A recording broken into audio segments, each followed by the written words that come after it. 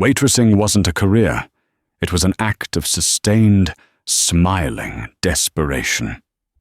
For Ilara, each shift at the Gilded Spoon was a tightrope walk over a chasm of unpaid bills. But when the man in the slate-grey suit slid into her best booth, the one with the least cracked vinyl, she felt a tremor of something other than dread. It might have been hope. The watch on his wrist, a Patek Philippe with a face as deep and dark as a galaxy, was worth more than the building she worked in. He ordered the most expensive items on the menu, the lobster bisque, the dry-aged tomahawk steak, a bottle of Cabernet that had been gathering dust in the cellar since the Nixon administration. His bill climbed to an astronomical $879.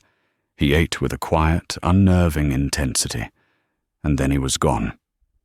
Ilara's heart hammered against her ribs as she approached the table, a prayer for a life-altering tip on her lips, a tip that could cover her sister's new round of medication, maybe even fix the rattling transmission in her 14-year-old car. Instead, nestled beside the embossed leather billfold were two crisp, insulting $1 bills. It was a calculated cruelty, a punch to the gut. She wanted to scream, to shatter the crystal water glass against the wall, but as her fingers, trembling with rage, closed around the bills, they brushed against something cold and metallic underneath the heavy porcelain plate. It wasn't a note scrawled on a napkin. It was a platinum cufflink, intricately designed, with a tiny, almost invisible port on its side. And tucked into its clasp was a sliver of paper, no bigger than a fortune cookie's prophecy. The message was 5 words long, and it would detonate her world.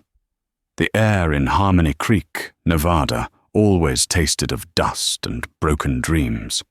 It was a town clinging to the edge of the desert, a place where the neon signs of the single casino flickered with the same tired resignation as the people who lived there. Inside the Gilded Spoon, the scent of stale coffee and industrial cleaning solution did little to mask the smell of decay. It was 10:17 p.m. on a Thursday, the dead hour between the dinner rush and the late-night drunks. Ilara Vance meticulously polished a set of silverware for the 4th time, her reflection warped and tired in the curve of a spoon. At 24, she possessed the weary eyes of a woman who had been the sole guardian of her younger sister, Lena, for nearly a decade. The digital clock above the kitchen pass-through glowed a mocking red, each minute ticking away at the fragile buffer between her and destitution. 43 minutes until close. 43 minutes until she could drive home in her rattling Civic, count her meager tips, and stare at the overdue notice from the pharmaceutical company. The bell over the front door chimed, a discordant note in the diner's quiet hum. Ilara sighed, setting the silverware down with a soft clink. "Kitchen's closing in 40 minutes, she called out, her voice flat with exhaustion. "I won't take long." The voice was a low, cultured baritone that seemed to absorb the ambient noise of the room, leaving a pocket of profound silence in its wake. Ilara looked up, and her practiced waitress smile faltered. The man standing in the doorway was a tear in the fabric of her reality. Harmony Creek was a town of miners, mechanics, and casino workers with faded hopes. It was not a place for men like this. He was in his late 60s, tall and gaunt, with a shock of silver hair swept back from a deeply lined forehead. The slate-grey suit he wore was bespoke, clinging to his thin frame with an elegance that screamed old money. But it was his eyes that held her, a pale, piercing blue, like chips of winter ice, and they were scanning the room, not with curiosity, but with the cold appraisal of a general surveying a battlefield. "Booth by the window," Ilara managed, grabbing a menu she knew he wouldn't need. "Black coffee, the tomahawk steak, rare. And your 1972 Chateau Margaux," he said, moving past her. His cologne was subtle, a scent of old leather and cedar that was utterly alien in her world of bleach and bacon grease. He settled into the booth, placing his back to the wall, his gaze lingering on the exits. Her hand shook as she poured the coffee. A name surfaced from the depths of her memory, snagged from a financial newspaper a customer had left behind weeks ago. Julian Croft, the reclusive founder of Croft Mining, the titan of industry who had built his empire on the lithium and rare earth minerals ripped from the very desert that surrounded them. He was a ghost, a legend, a man who hadn't been photographed in public for 20 years. What in God's name was he doing in her failing diner? She served him with a detached efficiency she had perfected over the years. Rich patrons, in her experience, despised small talk. They wanted invisibility. She refilled his water glass before it was empty. She brought the steak, its aroma filling the small space, and presented the wine with a reverence she didn't feel. In her mind, a frantic calculation was running. A standard 20% tip on an $877 bill was $175. That would cover Lena's prescription for 3 months. Maybe he'd be generous. A man like that could drop $1,000 and not even notice. The thought was a dangerous, seductive poison. It made her movements smoother, her smile a little more genuine. "Is everything to your satisfaction, sir?" she asked, as he dabbed his lips with a linen napkin. Croft looked at her then. Truly looked. His gaze wasn't dismissive or paternal. It was analytical, sharp. It lingered on her name tag, Ilara, then on the small, tarnished silver locket she always wore, a picture of her parents inside. "You're Michael Vance's girl," he stated. It wasn't a question.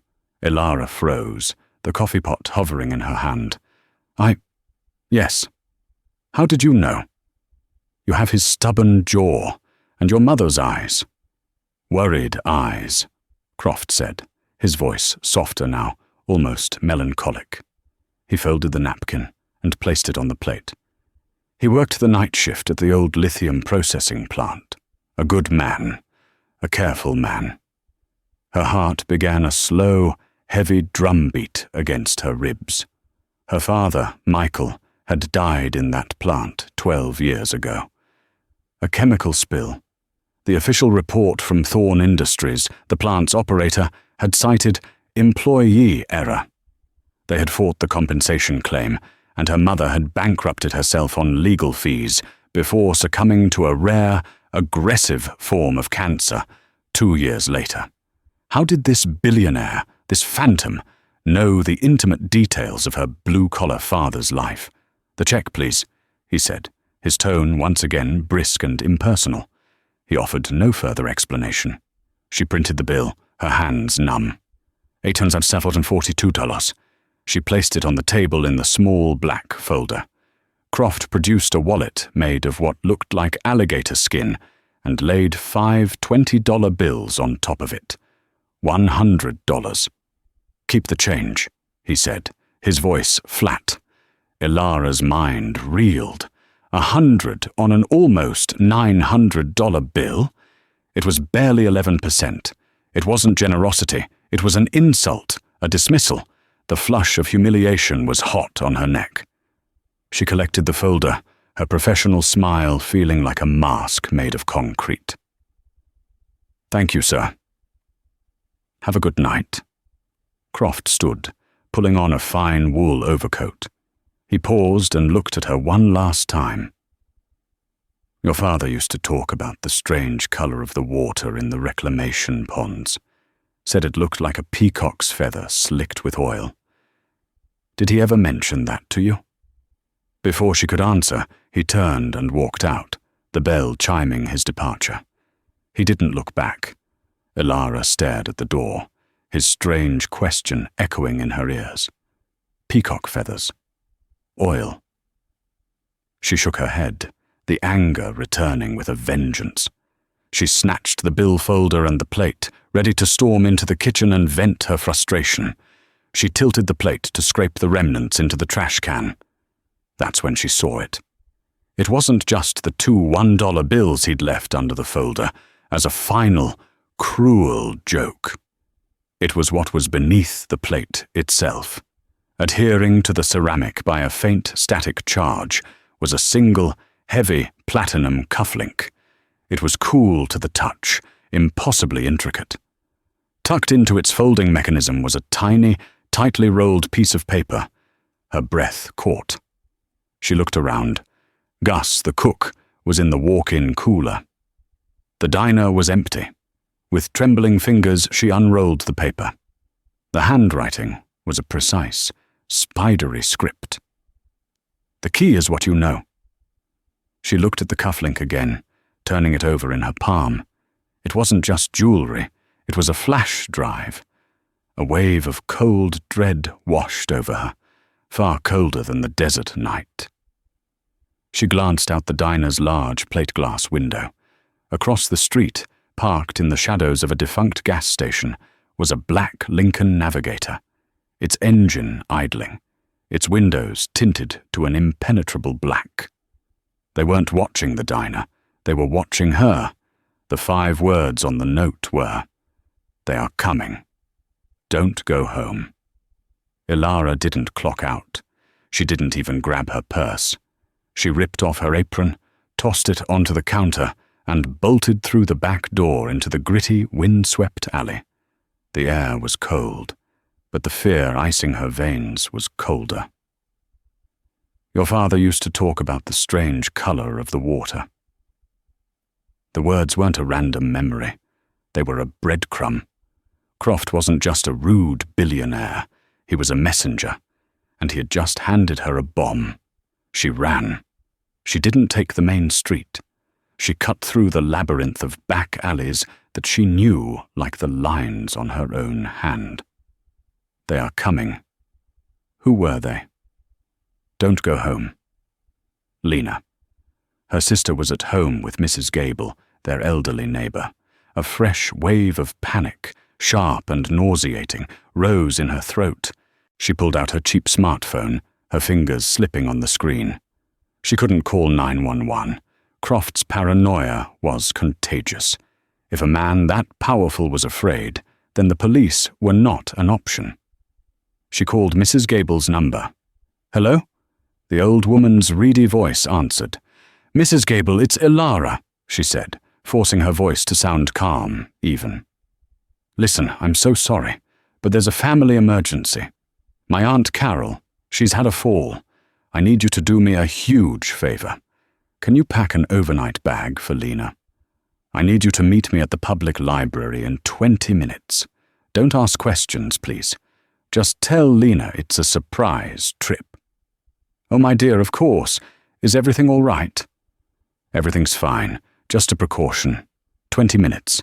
And Mrs. Gable, please don't turn on the porch light when you leave." She hung up, her heart pounding. It was a weak lie, but it was the best she could do. She needed to get Lena out of that house before the black SUV found it. She ran the 10 blocks to the Harmony Creek Public Library, a squat beige building that smelled of aging paper and dust. She slipped in through the side entrance and hid in the periodicals section, peering through the stacks. 10 minutes later, she saw Mrs. Gable's ancient Buick pull up. The old woman helped Lena, small and frail for 12, out of the car, handing her a small pink backpack. Ilara waited until the Buick had turned the corner before darting out. "Ilara, what's going on? Is Aunt Carol okay?" Lena asked, her eyes wide. "Aunt Carol is fine. It was a false alarm. But I thought since you were already packed, we could have a sleepover here," Ilara said, pointing to the library. "Here. But it closes in an hour." "We'll be very, very quiet," Ilara whispered, pulling her sister into the dimly lit building. She settled Lena in a comfortable armchair in the children's section with a stack of books, promising her a hot chocolate from the vending machine. Then she found an empty computer carrel in the back corner, the one with the flickering monitor that everyone avoided. She pulled the cufflink from her pocket. It felt heavy, dangerous. She plugged the USB into the port. A single password-protected folder appeared on the screen. There was no hint, no clue, just a blinking cursor in a stark white box. The key is what you know. What did she know? She thought back to the conversation. Every word Croft had spoken. He had tested her, probed her memory. Your father, a careful man, the strange color of the water, peacock feathers. It was all about her father, about the plant. But what was the key? Then another piece of their strange conversation surfaced.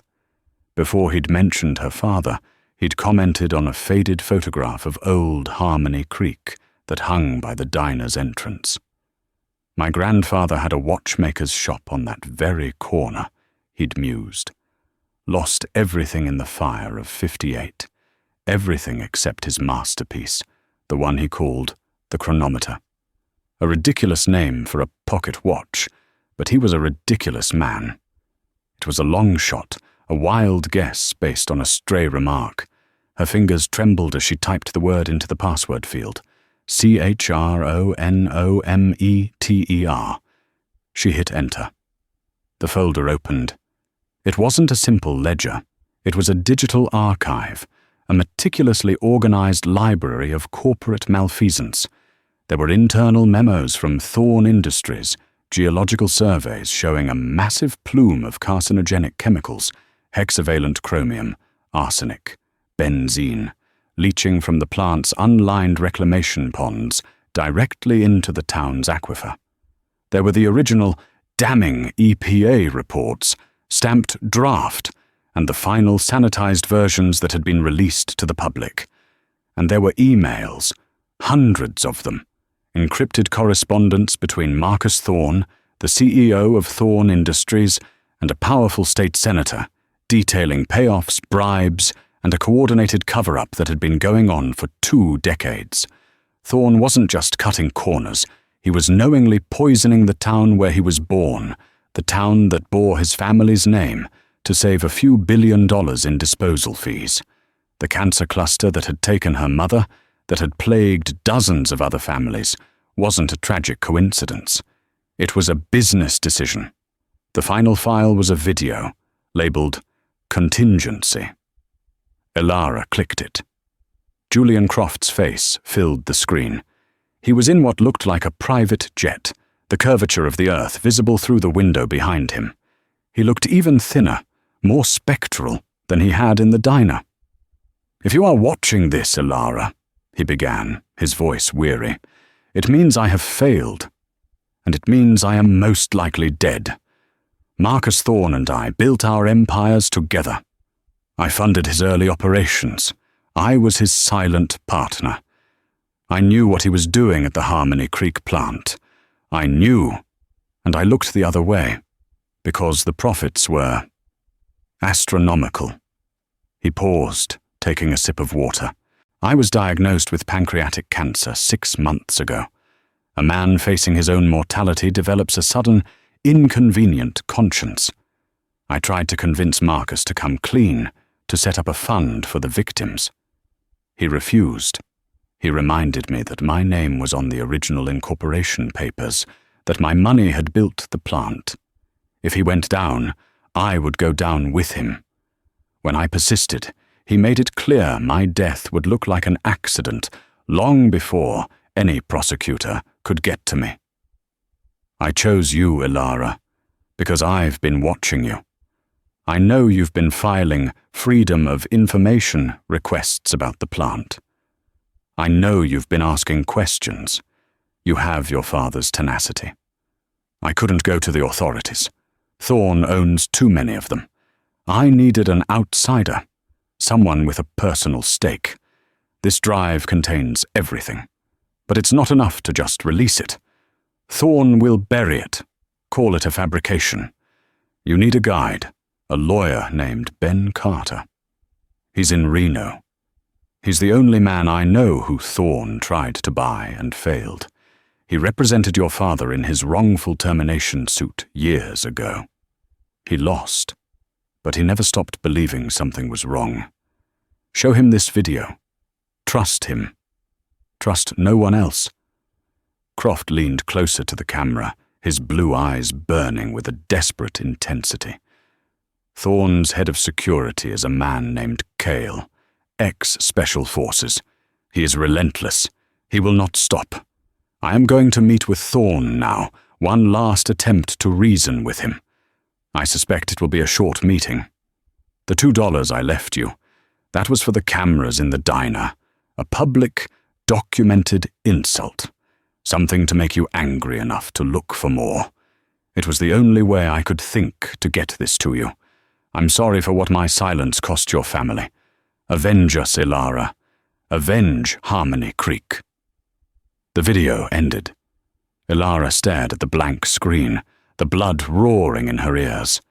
At that moment, her phone buzzed with a news alert. Breaking. Billionaire Julian Croft found dead in private jet at Reno Tahoe International Airport. Apparent heart failure, sources say. Her stomach lurched. Heart failure. They had killed him and made it look natural. A heavy slam echoed from the front of the library. The main doors. "She's in here," a man's voice barked. It was low, guttural. "With a kid, seal the exits." Ilara's blood went cold. She yanked the drive from the computer, grabbed Lena by the hand, and pulled her toward the back of the library. "Lena, we have to play a game. It's called Don't Make a Sound." They slipped through the emergency exit into the alley just as a large man in a dark suit entered the main reading room. They were trapped. The library was on a small block, surrounded by streets. There was nowhere to run. Ilara's mind raced. Cale, ex-Special Forces. He would be methodical. He would sweep the area. She looked around frantically, her eyes landing on the library's massive, ancient HVAC unit, humming on a concrete slab. Behind it, almost completely obscured by overgrown bushes, was a storm drain cover. It was their only chance. Working together, they managed to pry the heavy iron grate open, just enough to slip through. They descended into the cold, damp darkness, pulling the grate closed above them. The tunnel smelled of stagnant water and decay. They could hear footsteps above them, heavy and measured, searching. "Ilara, I'm scared," Lena whispered, her voice trembling in the dark. Ilara wrapped her arm around her sister's small shoulders, clutching the platinum cufflink in her other hand. It was no longer just a flash drive. It was a testament.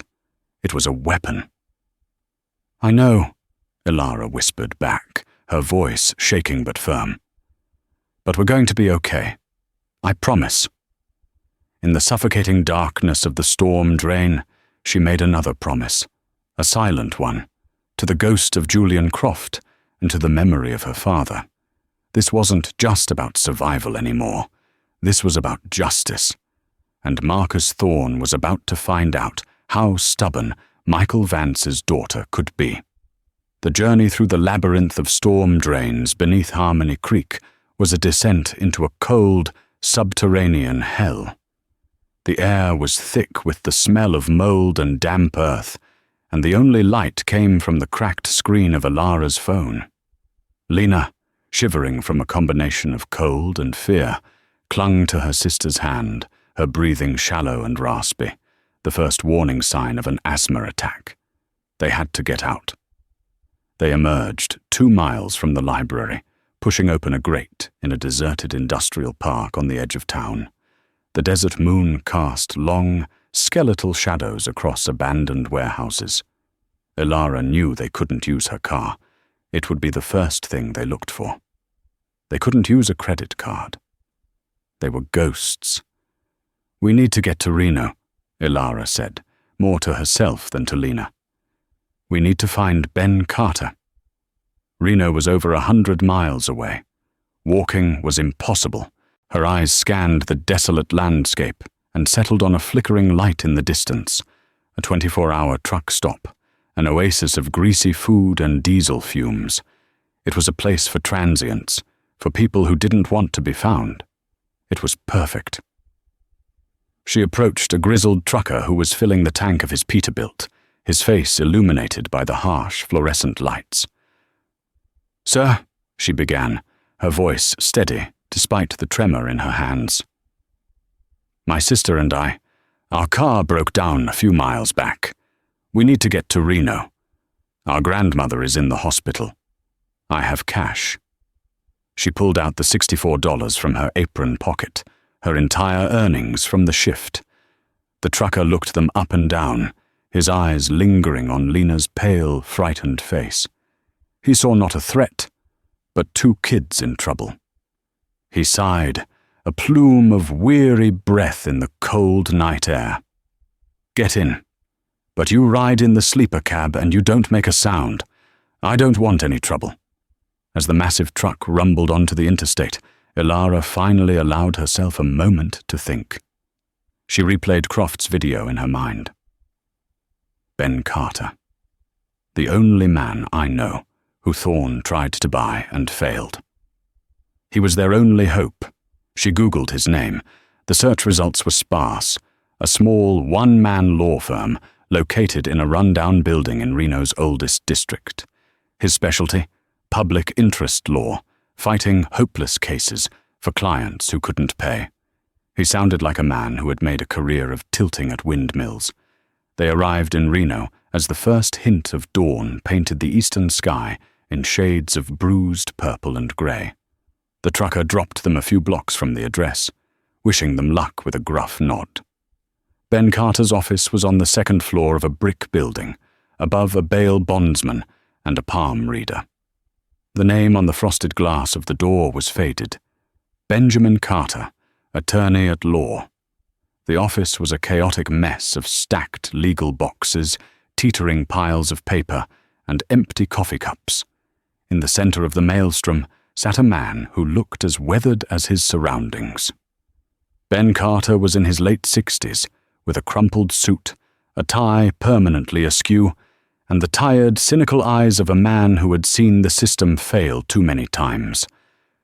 "We're not open yet," he grumbled without looking up from a thick legal brief. "My name is Ilara Vance. You represented my father, Michael Vance, in a wrongful termination suit against Thorne Industries 12 years ago." Carter's head snapped up. He stared at her, his eyes narrowing. He saw the family resemblance immediately. "I remember. We lost." The judge threw it out on summary judgment. "What do you want?" "I want you to watch this," Ilara said, her voice trembling slightly. She took the platinum cufflink and plugged it into the ancient desktop computer on his desk. She entered the password and clicked on the video file labeled Contingency. As Julian Croft's confession filled the small office, Ben Carter's cynical slouch slowly straightened. His expression shifted from weary indifference to zhenliang de zhuanzhu. He leaned forward, his hands gripping the edge of his desk, his eyes locked on the screen. When the video ended, the silence in the room was absolute. Carter slowly leaned back in his chair, running a hand through his disheveled grey hair. "My God," he whispered. "I knew it. I always knew there was something rotten about that case. They claimed your father was negligent, but he was the most meticulous man I'd ever met." He looked at Ilara, his eyes filled with a new light, the rekindled fire of a righteous fight. This changes everything, kid. This isn't just a lawsuit. This is the biggest corporate malfeasance case in the history of this state." Suddenly, Ilara's phone, which she had thought was on silent, began to ring. The screen flashed. Unknown number. Carter held up a hand, signaling for her not to answer. He pointed to a small recording device attached to his office landline and quickly patched her cell phone into it. He nodded. Ilara pressed. Accept. You're a difficult woman to find, Ilara, a smooth, cold voice said. It was calm, devoid of any emotion. Who is this? Ilara asked, her blood turning to ice. My name is Kale. Let's not waste each other's time. I have your friend, the old woman, Mrs. Gable. She's quite confused, but unharmed. For now, you have something that belongs to my employer, Mr. Thorne, a platinum cufflink. Ilara's breath hitched. If you hurt her, she will remain perfectly safe, provided you follow instructions, Kyle interrupted smoothly. Mr. Thorne is prepared to be generous. He will trade the old woman for the drive, and he will provide you and your sister with a sum of money that will ensure you can live very comfortably, very far away from here. A fresh start. Where? Ilara whispered. The place where it all began. The old Thorne textile mill on the edge of Harmony Creek. It's been abandoned for years. Be there at sunset. Come alone. If I see anyone else, if I even suspect you've spoken to the police, Mrs. Gable will have a tragic accident. Do you understand? The line went dead. Ilara looked at Carter, her face pale. It's a trap. They'll kill us all. Yes, they will, Carter said grimly, his mind already working. But they've also made a mistake. They've given us a time and a place. He stood up and began pacing the small office. They think you're just a scared waitress. They don't know you have me. And more importantly, he said, stopping to look at her, they don't know what you know. What are you talking about? You grew up in Harmony Creek. You know that town, its history, its secrets, better than anyone. That mill. Tell me about it. Everything you can remember. Ilara closed her eyes, forcing herself to think past the fear. The mill. It was a place kids dared each other to explore, a massive, decaying structure. It's a skeleton, she began slowly. Most of the equipment was sold for scrap years ago. The main floor is huge, a cavern of concrete and steel beams. But my grandfather, he worked there his whole life. He used to tell me stories. A memory surfaced, a detail she hadn't thought of in years. He told me about the '88 flood. The river overflowed its banks and flooded the entire ground level. The water pressure was so immense, it caused a section of the main processing floor to collapse into the old drainage culvert that runs beneath the building. Carter stopped pacing. Did they fix it? He said Thorne did it on the cheap. They poured new concrete, but they never properly reinforced the support structure underneath. My grandpa always said that section of the floor was as solid as a saltine cracker on a sponge. He said if the river ever flooded that high again, the whole thing would go. Carter walked to the window and looked out at the sky. It was a clear, brilliant blue. There's no flood now. No, Ilara said, another memory clicking into place. But there's something else. To save money on water taxes, Thorne had a massive cistern installed on the roof in the 90s to collect rainwater for the dyeing process. It holds thousands of gallons. The release valve for it is on the main floor, a big cast-iron wheel. Grandpa called it the deluge wheel. A slow, dangerous smile spread across Ben Carter's face. They're expecting you to walk into their trap. They're not expecting you to bring your own flood. He picked up his phone. I have a friend, a disgraced cop who Marcus Thorne ruined years ago. He owes me a favor. We're not going to hand over the evidence, kid. We're going to deliver it. The setting sun bled across the desert sky, painting the clouds in fiery shades of orange and crimson as Ilara drove her rattling Civic back towards Harmony Creek. The car had been parked in a long-term lot in Reno, untouched. It was a calculated risk, a piece of bait.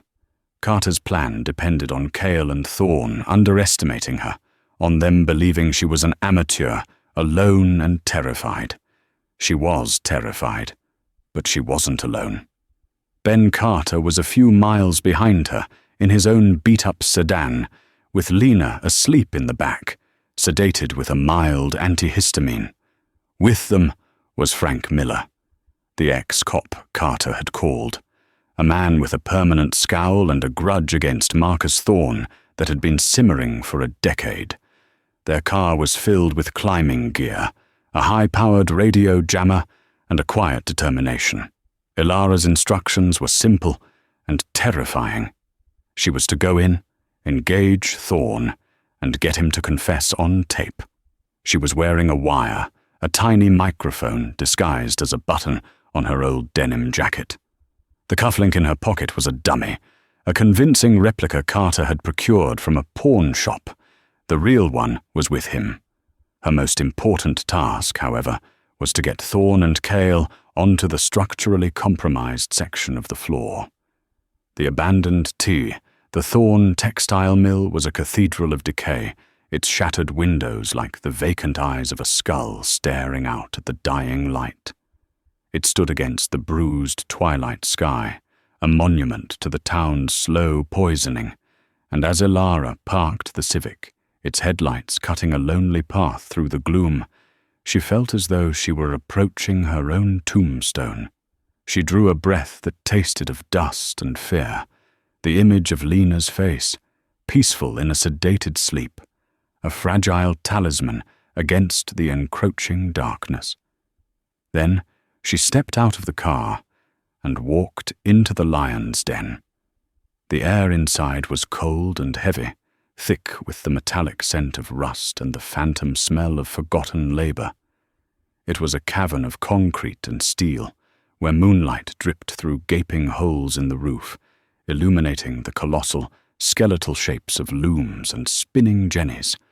They were like the fossilized remains of industrial leviathans. In the center of this vast necropolis, a single battery-powered lantern cast a harsh, surgical pool of light. Mrs. Gable was there, a frail, terrified ghost bound to a metal chair. Her eyes, wide and pleading, found Ilara's. Beside her stood Cale, a study in lethal stillness, his presence absorbing the light and sound around him. And from the profound shadows behind a hulking carding machine, Marcus Thorne emerged. He wore a soft, dove-grey cashmere sweater and tailored slacks, an obscene portrait of casual wealth amidst the squalor. He smiled, but it was a smile that did not reach his eyes. It was the baring of teeth. Ilara. Thorne's voice was a smooth, cultured baritone that the cavernous space amplified into something monstrous. Punctual, a commendable if plebeian virtue. I trust you brought what I asked for. Ilara's heart hammered a frantic rhythm against her ribs, a wild bird trapped in a cage of bone. But her voice, when it came, was a shard of ice. Let her go first. She held up the replica cufflink, turning it so the platinum caught the lantern's glare. Then this is yours? A low chuckle rumbled in Thorne's chest. My dear girl, that is not how commerce works. I am a businessman, and a prudent one at that. I always verify the assets before closing a deal. His gaze flicked to his enforcer. Cale, check her. The man moved with a predator's silent, fluid grace. Ilara forced herself to stand still, to breathe. She could feel the faint warmth of the microphone button against her skin, a tiny, desperate heartbeat of technology. Kyle's hands were impersonal and brutally efficient, a professional violation. He missed the wire. He found no other weapons, no other devices. He plucked the cufflink from her grasp and retreated to Thorne's side. Now the old woman, Ilara insisted, her voice tighter now. Patience, Thorne murmured, his attention consumed by the cufflink. He produced a small, sleek drive reader from his pocket, his movements precise. I simply need to ensure you haven't been foolish enough to make any copies. He turned his back to her slightly, his focus absolute. This was the moment Carter had predicted, the moment of supreme arrogance. She had to keep him talking. She had to draw him deeper into the web. She took 3 deliberate steps to her left, a subtle choreography of doom, positioning them precisely over the section of floor her grandfather had called the saltine cracker. "It's all there," she said, her voice louder now, a calculated performance of defiance. Everything Julian Croft compiled, the falsified geological surveys, the internal memos detailing the chemical dumping, the wire transfer records to Senator Matheson, the proof that you murdered my father with negligence and poisoned my mother with carcinogens. Thorne didn't look up. He was a god admiring his handiwork. "Your father was an obstacle," he mused, his voice laced with the casual cruelty of a man swatting a fly. He asked too many questions. He had an unfortunate curiosity. And Julian. Poor Julian. He grew a conscience in his dotage. It's a fatal disease in our world, Ilara. A liability. This world isn't for the sentimental. It is for architects, for lions. The sheep are merely part of the landscape. He was confessing. Not with remorse, but with a chilling, sociopathic pride. Every syllable was a nail in his own coffin, transmitted through the ether to the recording device in Ben Carter's car. The drive reader emitted a sharp, discordant beep. A single word flashed on its tiny OLED screen. Error. Thorne's head snapped up. The mask of civility vaporized, revealing the raw fury beneath. He spun around, his face a contorted mask of rage. "This is corrupted. A blank file. Where is the real drive?" "You'll never find it," Ilara said, her voice shaking but resolute as she took another step back. She was the lure, and he was the pike, following her into the shallows. "It's already gone. Copies have been sent to every major news outlet in the country. To the Justice Department. The EPA. It's over." "Liar," he roared, the sound echoing off the steel rafters. He gave a sharp, almost imperceptible nod to Kyle. "The boy was right. We should have simply killed her in the diner and been done with it." Kyle moved, not lunging, but exploding from his static position. He was a blur of dark motion. But it was too late. Ilara was already in a desperate sprint, not towards the false hope of the exit, but towards the far wall, towards the ghost of her grandfather's stories, towards a massive, rust-red wheel mounted on a network of weeping, ancient pipes, the deluge wheel. "What is she doing?" Thorne screamed, his composure shattered. Kyle, with the tactical acumen of his past life, understood instantly. "The roof cistern! Stop her!" He was impossibly fast, his footsteps eating up the concrete floor, but Ilara had the desperation of the hunted. She reached the wheel, her hands slapping against the cold, flaking iron. She threw her entire body, every ounce of her fear and rage, into turning it. It didn't budge, seized by a decade of rust and neglect. Kyle was 10 feet away, his face a grim promise of violence. She gave it one last, primal scream of effort, a heave that tore at the muscles in her back and shoulders. With a shriek of protesting tortured metal, the valve broke free. The sound that followed was not of water, but of the world ending. A deep, subterranean rumble vibrated up through the soles of her feet, coming from the very bones of the building. It grew into a deafening roar. High above, a network of industrial pipes designed to feed the dye vats buckled and burst. A solid wall of water, black and heavy in the moonlight, erupted from the ceiling. It wasn't a leak. It was a vertical tidal wave, a man-made waterfall of biblical force. Thousands upon thousands of gallons of stagnant, collected rainwater, a decade's worth of storms, slammed down onto the corrugated roof of the abandoned office block directly below, then cascaded in a churning, violent flood across the main floor. "Get Mrs. Gable!" Elara shrieked, scrambling up the iron latticework of a dormant weaving machine, her fingers finding purchase as the water surged around the machine's base. For a fatal second, Thorn and Kyle were paralyzed, their expressions a mixture of disbelief and shock as the deluge hammered down around them. The water, a churning black soup of rust and sediment, was at their ankles, then their knees. Then came a sound unlike any other, a deep, sickening crack that seemed to split the world in two. The floor beneath them, the cheap, unreinforced concrete her grandfather had warned of, gave way. It didn't crumble, it shattered. With guttural cries of pure terror, Marcus Thorne and his executioner were swallowed by the earth. They plunged into the roiling, black water of the flooded drainage culvert, which had become a subterranean river. In that precise moment, the great rolling doors of the mill screeched open. Frank Miller and two other men, faces grim and set, charged in. Tactical flashlights cutting brilliant, dancing beams through the downpour, their weapons held at the ready. Ben Carter, his face a pale mask of anxiety, sprinted past them, his eyes finding Mrs. Gable. He sliced through her bonds with a pocket knife and half-carried the sobbing woman towards the safety of the entrance. From her perch high on the machine, Elara watched, her body shaking in violent, uncontrollable spasms. The adrenaline was gone, replaced by a bone-deep, glacial cold. The water continued its relentless assault, washing away the evidence of a lifetime of sins. Thorne and Kyle were gone, swept into the lightless labyrinth beneath the town they had bled dry.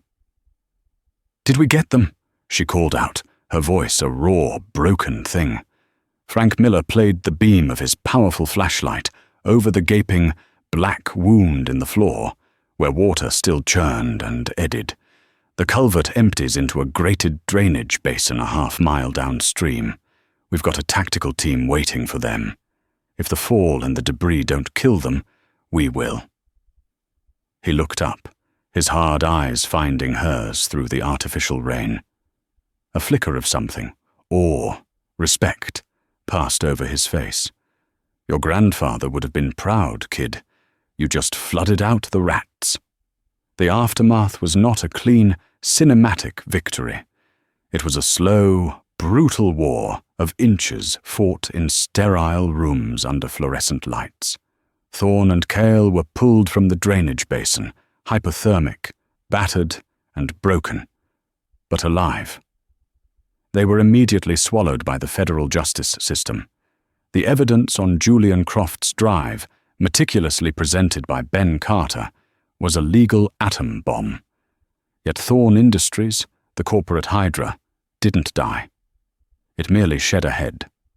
An army of lawyers, impeccably dressed and morally bankrupt, descended, fighting not for justice, but for billable hours.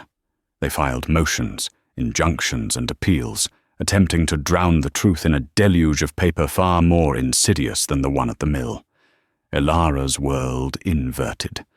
The quiet anonymity of her life was stripped away, leaving her exposed and blinking in a harsh, relentless spotlight. She was no longer Elara Vance, Waitress. She was the Harmony Creek witness. Her days were a blur of depositions with Thorne's legal team, strategy sessions with a growing phalanx of pro bono lawyers rallied by Carter, and long sleepless nights where the sound of cracking concrete echoed in her dreams. The media turned Harmony Creek into a morbid tourist destination. News vans with satellite dishes sprouted like metallic weeds on the dusty streets. She became a symbol, a blank slate onto which the world projected its narratives. To some, she was a working-class Joan of Arc. To others, swayed by Thorne's vast and insidious PR machine, she was a vindictive, unstable grifter, a pawn in a game orchestrated by the late Julian Croft to destroy his business rival. Her face was on every screen, her past picked apart, her motives questioned, until she began to question them herself. 7 months after the night at the mill, she sat in a deposition room in a high-rise law office in Las Vegas. The view from the panoramic window showed a city built on illusion, a fitting backdrop. Across the polished mahogany table sat Alistair Finch, Thorne's lead counsel, a man with silver hair, a Savile Row suit, and the eyes of a shark. For 6 hours he had been dissecting her life with surgical precision. "Let us return to the 2 $1 bills, Miss Vance," Finch said, his voice a silken weapon. "You claim they were an insult, a catalyst. Is it not more plausible that this was a prearranged signal? That you were, in fact, an accomplice of Mr. Croft's, a paid participant in his elaborate scheme to frame my client?" Elara stared at her hands, clasped on the table to keep them from trembling. "No. No. You, a woman earning minimum wage, facing mounting debt for your sister's medical care, suddenly find yourself the sole beneficiary of a dying billionaire's crusade. It seems convenient, almost theatrical. Tell me, did you rehearse your performance in the diner?" The rage was a hot, familiar bile rising in her throat. But Ben had warned her. Rage was what they wanted. They wanted her to be the hysterical, emotional woman their narrative required. She took a breath. She looked past Finch, at the city below, and thought of the gilded spoon, of the smell of stale coffee and desperation. "I didn't rehearse anything," she said, her voice quiet, but carrying the weight of absolute conviction. "For 6 years I smiled when men twice my age told me to. I said thank you when they left me a 5% tip on a $100 check. I apologized for coffee that wasn't hot enough, and for steak that was too rare. I made myself small and invisible, because that's what you have to do to survive. The man who sat in my booth that night wasn't the first rich man to treat me like I was nothing. He was just the first one to give me a weapon to fight back." She finally met Finch's gaze. "You can't possibly understand that. Can you, Mr. Finch? The power of being underestimated." The verdict arrived on a sweltering August afternoon, 2 weeks after the trial concluded. The courtroom was a pressure cooker of humidity and tension. Elara sat beside Ben Carter, her hands cold and clammy. She didn't look at Marcus Thorne, but she could feel the heat of his stare from the defendant's table. He radiated an unrepentant, malignant certainty. He still believed he was a lion. The jury filed in, their faces grim, unreadable. The foreman, a woman who worked as a high school librarian, handed a slip of paper to the clerk. The silence in the room was absolute, a physical weight. Elara felt Ben's hand rest gently on her shoulder. "On the charge of racketeering," the foreman's voice quavered slightly, then steadied. "We the jury find the defendant, Marcus Thorne, guilty." A collective gasp went through the courtroom. "On the charge of conspiracy to commit fraud, guilty. On the 37 counts of involuntary manslaughter, guilty."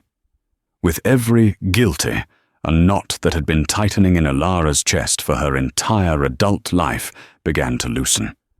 It wasn't a feeling of triumph. It was the feeling of a great, crushing weight being lifted. It was the quiet, hollow echo of vindication. She closed her eyes, and for the first time, the faces of her parents in her memory were not etched with worry, but with peace. She felt a single, hot tear trace a path down her cheek. The final act of the drama unfolded, not in a courtroom, but in a quiet, wood-paneled office. The execution of Julian Croft's last will and testament. Elara was there, along with Ben Carter and a team of estate lawyers. Croft's will was a masterpiece of legal engineering. The bulk of his vast fortune, a staggering sum that made Elara feel dizzy, was to be placed into a newly formed entity, the Harmony Creek Restoration and Victims Compensations Trust. The Trust's mission was twofold and immutable. First, to provide comprehensive, lifetime medical care and financial compensation to every family in Harmony Creek demonstrably affected by the contamination from the Thorn Industries plant. Second, to fund and oversee the complete environmental remediation of the town's aquifer and surrounding land, no matter the cost. Then came the final provision, the one that made the air leave her lungs. The trust, the lawyer read, peering over his spectacles, shall be governed by a board of directors. The position of board president, with ultimate executive authority over all trust operations and disbursements, is to be granted in perpetuity to Miss Ilara Vance. Ilara stared at him, speechless. What? No, that's impossible. I'm a waitress. I have a high school diploma. I can't run a multi-billion-dollar trust. Croft anticipated your reaction, the lawyer said, turning a page. He read directly from Croft's own addendum. Ilara Vance will protest that she is unqualified. She is correct. She has no MBA, no background in finance, no experience in corporate governance. This is precisely why she is the only person I trust to do it. The trust does not need another CEO. It has a legion of experts for that. What it needs, at its very heart, is a conscience. It needs a guardian. It needs someone who will view every line on a budget not as a number, but as a human life. It needs Michael Vance's daughter. 18 months later, Ilara stood not on a hill overlooking the town, but in the middle of it. The new Harmony Creek Community Clinic was bustling behind her, its construction funded by the Trust's first major initiative. The air no longer carried the scent of decay, but of fresh paint and newly laid asphalt. Across the street, where the Gilded Spoon had once stood before its owner declared bankruptcy, a public park was taking shape, with swing sets and a small fountain. The skeletal remains of the Thorn Mill were gone, systematically dismantled and trucked away like the bones of a vanquished monster. In its place, a state-of-the-art water filtration plant was nearing completion. Her life was an endless series of meetings, reports, and decisions that carried an impossible weight. She was surrounded by experts, hydrologists, oncologists, financial planners, lawyers, but she was the final authority. She was the conscience. Ben Carter, his hair a little grayer but his eyes brighter than she'd ever seen them, walked up beside her, holding 2 cups of coffee. He was the Trust's chief counsel, her indispensable guide through the labyrinthine world she now inhabited. First quarterly compensation checks go out next week, he said, handing her a cup. You did it, kid. We're doing it, she corrected him, her voice quiet. It was a process, a long, painful, and achingly slow journey toward healing. There was no finish line.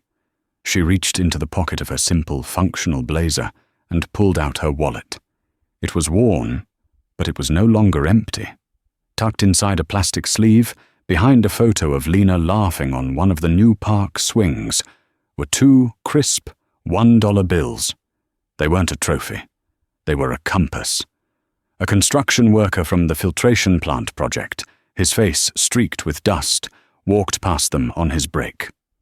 Morning, Ilara, he said, with a tired but genuine smile.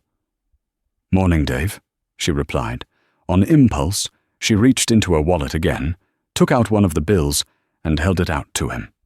Coffee's on me today. He looked confused. You don't have to do that.